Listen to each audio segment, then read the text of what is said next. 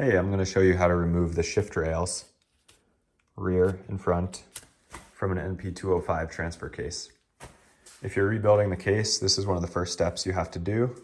Or if you're just taking them out to modify them for a twin stick, that's all right too. So this case has two shift rails. This one controls the rear output, this one controls the front output. And by controls, I mean it slides the shift fork, which moves the shift collar to choose low gear, neutral, or high gear. So to pull the shift rail out, you have to remove the fork from it. And the fork is held onto the shift rail by a roll pin.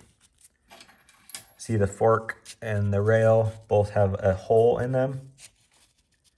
This roll pin goes through that hole. It's going to be real snug in there and it's going to hold them together. So what you have to do is punch those roll pins out. Your case is going to have these freeze plugs closing those two holes. So first, you're going to hit those with a punch, tap, tap, tap. They're going to fall into the bottom of the case. You'll retrieve them later. Now that those freeze plugs are out, you're going to look inside these holes and you're going to see that roll pin.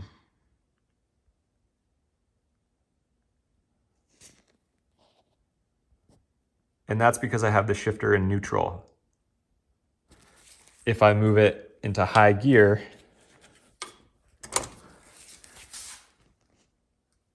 now I can't see that roll pin anymore and I can't tap it out. So make sure you got both of these shift rails in neutral. Now, take a punch, stick it in there, tap, tap, tap. That roll pin will go through both the fork and the rail and it'll fall into the bottom of the case, just like the freeze plug did. You'll retrieve it later. Now at that point, this shift rail is free from your fork. You'll pull it right here. You'll pull it out the front of the case. It'll come out and it'll leave the fork in there because the fork is still going to be on that shift collar on the gear cluster. This is from the transmission. That's different stuff. But this will still be sitting on your gear cluster. When you're selecting a punch to use, something like 7/32 or 3/16 will work very well. It's the perfect size. It'll fit in that hole and it can drive the roll pin all the way through. Something like a 1/4 inch is going to be too big because it won't even fit in that hole. There's no way it's going to punch that roll pin through. I made the opposite mistake my first time. I used a punch that was too small.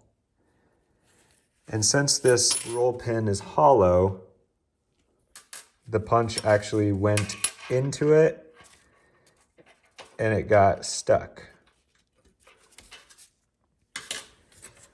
So I kept it because it was a hassle to get out, but my punch was stuck in there. It was stuck in the roll pin. If I kept tapping on it, that wasn't going to help me. And I couldn't pull it back out. So I ended up putting a socket on a big screw, welding it to my punch. And obviously this had a head on it at the time. And then I just bang, bang, bang, used this as a slide hammer and I pulled it out. You can see it was wedged in there so tight. It mushroomed to the top. So you do have to tap on these a little bit to go through, but stop and think before you tap too much. The other thing is when you put these back into the case, one side is tapered. It's the right side on this one, so it'll go in easier. It'll be easier to line up into that hole. And when I put my forks back in, well, I had the forks out because I rebuilt the whole kit. I suppose if you were just doing a twin stick modification, you would have left the forks in the case, so this wouldn't help you. But if you're doing a full rebuild and you have the forks out, like I did, I got these roll pins started when the forks were out of the case. So I went like this, tap, tap, tap. I got them set in about 1/8 of an inch, you know. So that way I could put the fork into the case on the rail, obviously, and then I could just start tapping. The other option, if you didn't do that, well, you'd have to stick that in there, hopefully get it straight, and then start tapping on it. That's just a little bit harder. It's easier to get it set up in that hole when the fork is in your hand out of the case. And once you get that back in, put your freeze plugs back on there, tap them in, close up the case. The other thing is these detent balls. You screw this out, it's going to have a spring that puts pressure on the detent ball. That just goes into these 3 holes, high, neutral, and low. And that's what gives you this crisp shifting. Whereas this one that I just took the ball out is loose. So remove that screw, spring, and ball before you take the shift rail out. Otherwise, that ball is going to fall into the case, which is fine. You just have to remember to get it. One thing I forgot to mention, these shift rails, they've got 2 rods between them, interlock rods. And those prevent you from shifting the rails into, you know, cross shifting them. Like say putting the front into high, the rear into low, because that'll make the wheels spin at 2 different speeds in a truck that's just moving 1 speed. You'll bind up the drivetrain. So that's actually one of the steps for doing the twin stick, is you're gonna have to go at this with a grinder, which I did. But my point is, when you go to slide these shift rails out, let's say you're gonna slide this one out, this one has to be in neutral.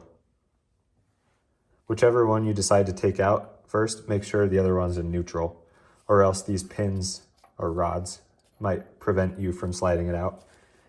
And by neutral, like we talked about,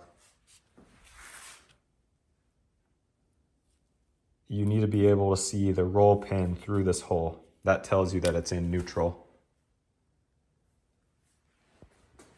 So yeah, that's it. Put those shift rails back in. And yeah, if you're doing a twin stick, this is the exciting part. Put 2 sticks on it, should be good.